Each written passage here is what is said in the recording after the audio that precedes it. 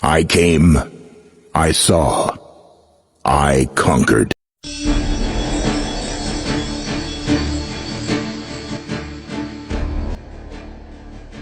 Julius Caesar, a name that echoes through the centuries, wrapped in ambition, power, and destiny. His life was not just a chapter in history, it was an epic saga that transformed Rome forever.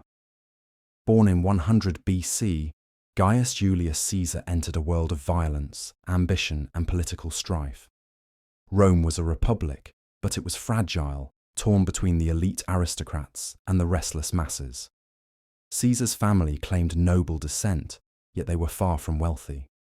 From the very beginning, Caesar understood that survival in Rome demanded not only courage, but also brilliance and boldness. As a boy, he witnessed civil wars and brutal purges. Rome was ruled by Sulla, a dictator who ordered the deaths of his enemies. Caesar, tied to Sulla's rivals through his marriage to Cornelia, was marked for death. But he refused to betray his family. He would rather risk his life than bow to tyranny. This defiance, at such a young age, revealed the fire that burned within him. Escaping Sulla's wrath, Caesar set out on a journey of survival and learning.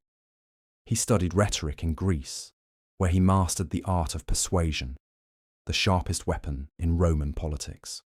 When he returned to Rome, he dazzled crowds with speeches that stirred emotions and won loyalty. He gave generously to the poor, built alliances with the powerful, and step by step climbed the ladder of Roman politics. But Caesar's destiny was far greater than politics.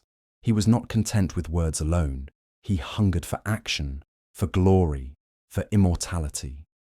His chance came in Gaul.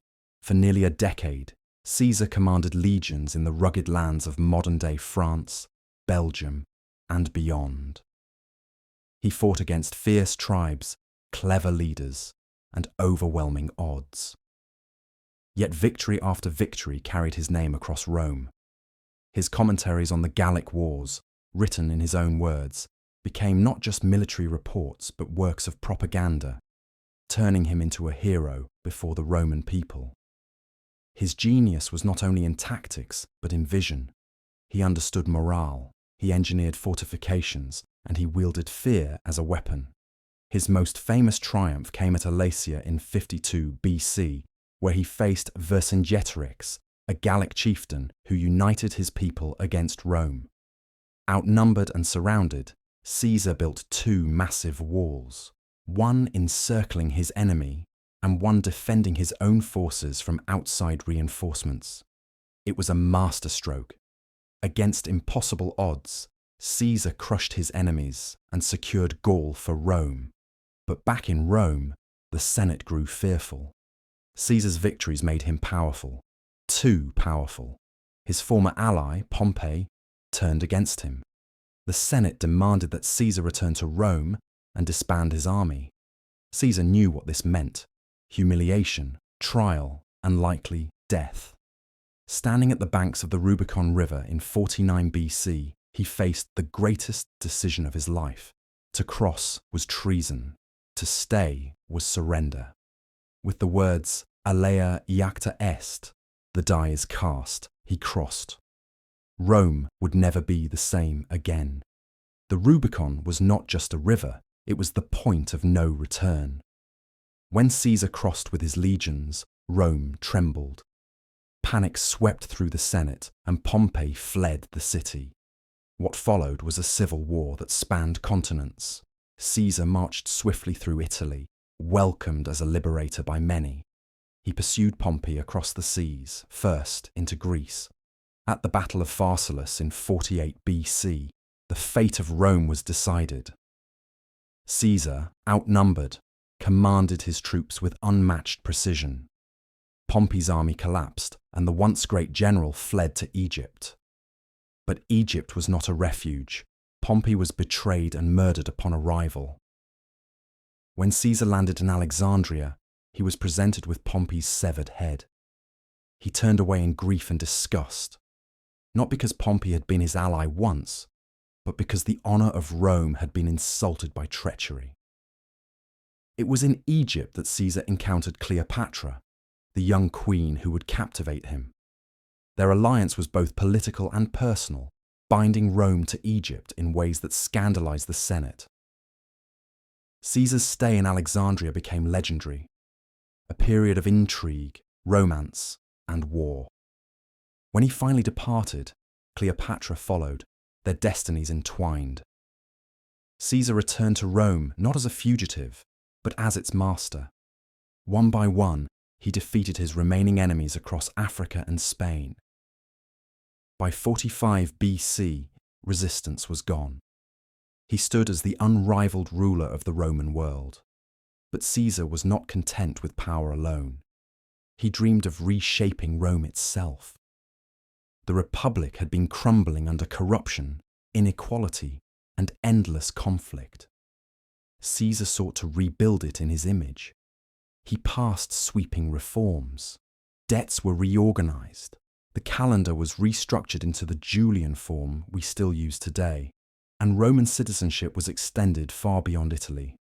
He expanded the Senate, granting seats to allies from across the provinces. He launched massive building projects, giving Rome temples, forums, and grandeur that matched his ambition. To the poor, Caesar was a hero. To the veterans, a benefactor. To the elites, however, he was a tyrant in disguise. Rumors spread that he sought to crown himself king, an unthinkable crime in a republic founded on the rejection of monarchy. The Senate plotted in whispers.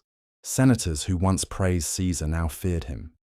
Even those closest to him, Cassius, Decimus, and most painfully Brutus, believed that Rome could only be saved if Caesar was destroyed.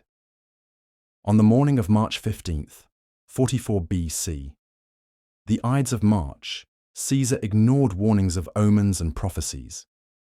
He entered the theatre of Pompey, where the Senate gathered. At first, the conspirators surrounded him with smiles. Then steel flashed. One dagger, then another. Caesar fought back at first until he saw Brutus among the attackers. Ancient historians tell us he uttered no words, only a look of despair, as if the betrayal of a friend wounded him deeper than the blades themselves. Stabbed 23 times, Caesar fell at the base of a statue of Pompey, his old rival. The Republic had struck down its greatest man, but in truth, it had struck itself. The conspirators believed they had saved Rome. Instead, they unleashed chaos. The city erupted in riots. Civil wars followed once more. And out of the bloodshed rose Caesar's heir, Octavian, later Augustus, the first emperor of Rome. Julius Caesar did not live to see it, but his shadow shaped every step of history that followed. His name became eternal. Caesar would echo through the ages as the very word for ruler, carried into the titles Kaiser and Tsar. He was a general who redefined warfare, a statesman who reshaped society, and a visionary whose ambition toppled a republic and birthed an empire. His life was proof of both the heights of human greatness and the dangers of unchecked power. Even now, more than 2,000 years later, the story of Julius Caesar remains not just history. It is a timeless drama of ambition, betrayal, and destiny.